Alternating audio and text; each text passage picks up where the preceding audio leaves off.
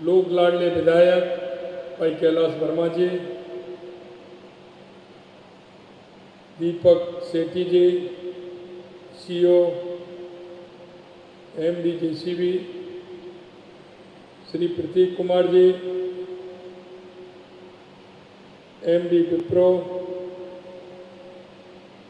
श्री अजिताभ शर्मा जी, प्रमुख शासन सचिव उद्योग, श्री सीताराम गणेशन जी, प्रेसिडेंट विप्रो हाइड्रोलिक, एवं मेरे सामने बैठे सभी इस विप्रो हाइड्रोलिक प्लांट के अधिकारी, सभी कर्मचारी, सभी मेरे भाई और बहनों, हम सब के लिए बड़ी गर्व की बात है कि हम सब हमारे यहाँ जो इस क्षेत्र में काम करने वाले कॉर्पोरेट समूह हैं और विप्रो का हाइड्रोलिक प्लांट जो शुरू हो रहा है, निश्चित रूप से एक जयपुर के अंदर नई शुरुआत की है। इसके लिए मैं आप सभी को बहुत बहुत बधाई और साधुवाद देता हूँ, क्योंकि आने वाला समय हाइड्रोलिक सिलेंडरों का उपयोग विभिन्न क्षेत्रों में होने वाला है। और आज भी आप देख रहे हैं, चाहे वो कंस्ट्रक्शन का क्षेत्र हो, अर्थ मूविंग का हो, यूटिलिटी का हो, लिफ्टिंग का हो, शिफ्टिंग का हो, कृषि का हो, वानिकी हो, खनन का हो, जैसे अनेक क्षेत्रों में हाइड्रोलिक सिलेंडरों की आवश्यकता हो रही है और इस्तेमाल भी कर रहे हैं। और ये आवश्यकता आगे बढ़ने वाली है। आगे आने वाले समय में ये निश्चित रूप से आवश्यकता बढ़ेगी। और ये मैं अजीत प्रेम जी से कहना चाह रहा हूँ कि उधर दक्षिण की तरफ तो काफ़ी आपके प्लांट हैं, लेकिन आपने एक राजस्थान के अंदर ये प्लांट लगाया है, इसके लिए भी मैं आपको बहुत बहुत बधाई और साधुवाद देना चाहता हूँ। हाइड्रोलिक सिलेंडरों की देश और विदेश में बढ़ती मांग पूरी करने के लिए विप्रो इंफ्रास्ट्रक्चर इंजीनियर ने नया संयंत्र स्थापित राजस्थान में लगाया। इसके लिए मैं विप्रो का हार्दिक स्वागत करता हूँ। हमारे लिए ये भी गर्व की बात है कि हमारे यहाँ विप्रो का जो हाइड्रोलिक प्लांट लगा है, जैसा मैं कह रहा था, उत्तर भारत में ये कंपनी का पहला प्लांट है। इस हाइड्रो प्लांट के जरिए विप्रो प्रदेश की प्रगति और प्रदेशवासियों के लिए रोजगार के अवसर सृजन करने का काम तो करेगी, लेकिन विभिन्न उद्योगों में हाइड्रोलिक की मांग तेजी से बढ़ रही है। ऐसे में हमें उम्मीद कर सकते हैं कि आने वाले समय में इस संयंत्र का विस्तार भी आपको करना पड़ेगा। एक कॉर्पोरेट समूह के रूप में विप्रो की देश और दुनिया में प्रतिष्ठा है। आज़ादी से पहले 1945 में आपका सफर शुरू हुआ था और आज आईटी इंजीनियरिंग, एफएमसीजी क्षेत्र में विप्रो एक मजबूत कंपनियों में शुमार होती है। इसका पूरा श्रेय अजीत प्रेम जी को जाता है। आप देश के जाने माने उद्योगपति तो हैं ही, साथ में आप दानदाता भी बड़े हैं। समाज सेवियों में भी आपका नाम है और समाज सेवी जहाँ आवश्यकता होती है और आपको लगता है कि ये क्षेत्र कमजोर है, हमेशा आपने उस क्षेत्र में समाज सेवा करने का काम किया है। आपको विरासत में वनस्पति तेल का कारोबार मिला था, लेकिन आपने अपनी दूरदर्शिता और कारोबारी समझ की बदौलत वेस्टर्न इंडिया वेजिटेबल प्रोडक्ट को विप्रो जैसा प्रतिष्ठित ब्रांड भी आपने बना दिया, ये बहुत बड़ी बात होती है। अजीत प्रेम जी साहब ने विप्रो का 53 साल तक नेतृत्व किया, तभी विप्रो आज इस मुकाम पर पहुंची है। और मेरे को जब निमंत्रण देने के लिए गए थे तो उन्होंने कहा कि अजीत प्रेम जी आएंगे, लेकिन वो आप कार्यक्रम में आओगे तो वो आएंगे। मैंने कहा निश्चित रूप से मैं कार्यक्रम में आऊँगा, आप प्रेम जी को बता देना कि वो अपना टिकट करा लें और निश्चित रूप से आएँ। मैं सारे काम छोड़ करके आपके कार्यक्रम में आऊँगा, ये मैंने कहा, क्योंकि मुझे पता है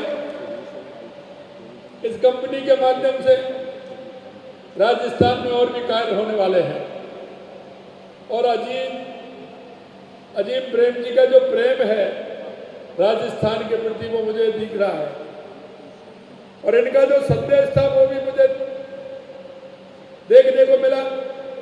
मैं कह सकता हूं कि आने वाले समय में ये फाउंडेशन गरीब कल्याण के लिए भी सराहनीय कार्य करेगा। पिछले लगभग 2 दशक से अधिक समय से राजस्थान सरकार के साथ मिलकर अजीत प्रेम जी फाउंडेशन के प्रयासों ने शिक्षा की गुणवत्ता को बेहतर किया है। मैं विप्रो के लीडर्स को बताना चाहूँगा कि राजस्थान संभावनाओं का प्रदेश है। ये औद्योगिक विकास के लिए भरपूर अवसर है। आप और हम साथ जुड़ेंगे तो निश्चित तौर पर प्रगति की नई इमारत भी हम लिखेंगे। मैं विकास की इस यात्रा में सहभागी बनने के लिए आपको आमंत्रित करता हूँ। हमारी सरकार प्रदेश के औद्योगिक विकास के लिए हरसंभव प्रयास कर रही है। प्रदेश का औद्योगिक विकास आर्थिक उन्नति, सामाजिक उत्थान के लिए बहुत आवश्यक है।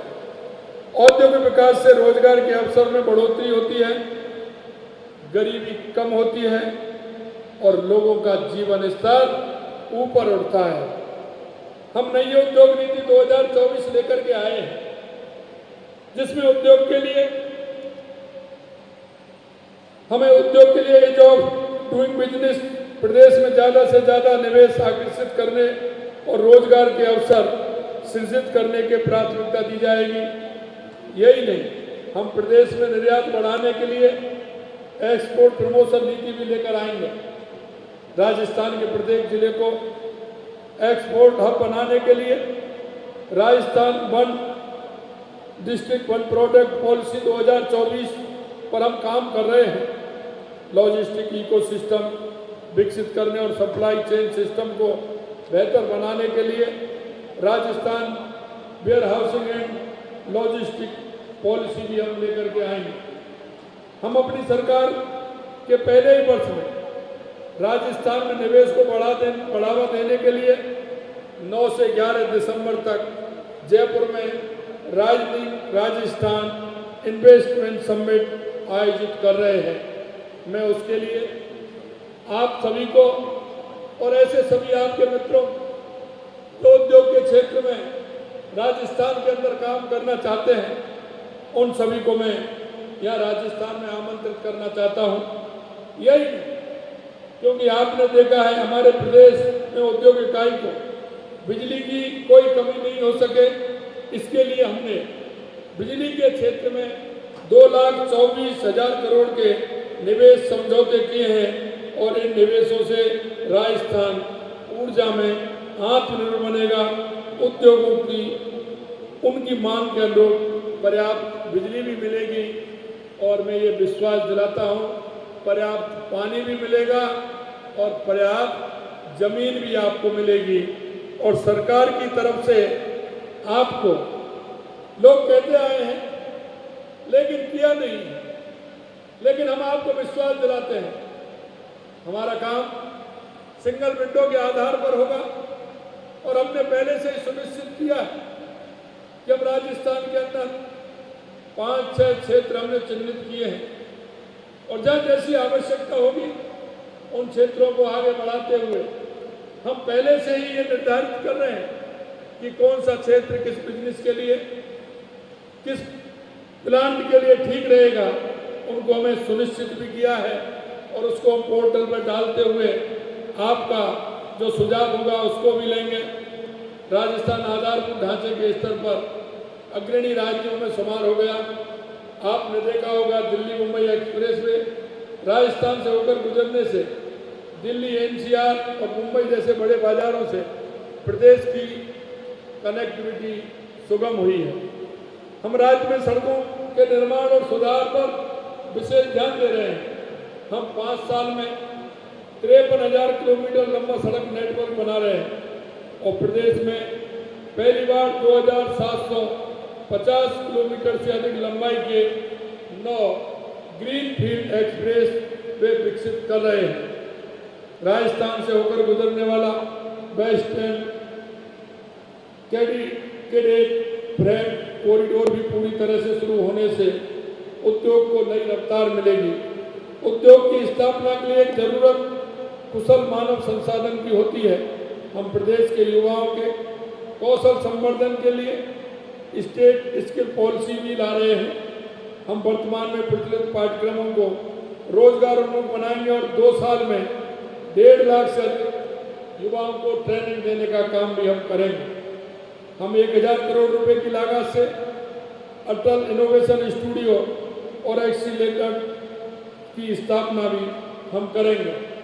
हम तकनीकी क्षेत्र में शिक्षा को बढ़ावा देने के लिए 2 साल में 20 नए ITI और 10 पॉलिटेक्निक महाविद्यालय भी खोलने वाले हैं। हम ये सुनिश्चित करने के लिए काम कर रहे हैं कि विकास का लाभ राजस्थान के हर कोने तक पहुंचे। राजस्थान के प्रत्येक गरीब नागरिक के जीवन पर एक सकारात्मक प्रभाव भी हो। हमारा प्रयास है कि राजस्थान विभिन्न कंपनियों के लिए निवेश की पसंदीदा जगह बनकर उभरे और राजस्थान में कारोबार के लिए अनुकूल प्रतिस्पर्धा का माहौल बने। इस मौके पर मैं आप सभी को एक बार फिर राजस्थान की विकास यात्रा में साथ जुड़ने के लिए आप सभी को मैं आमंत्रित करता हूँ और एक आपको मैं धन्यवाद भी देना चाहता हूँ। आपने कहा कि हमारे यहाँ 35% हमारी बहनें इस प्लांट के अंदर काम करती हैं। निश्चित रूप से एक अच्छी बात है।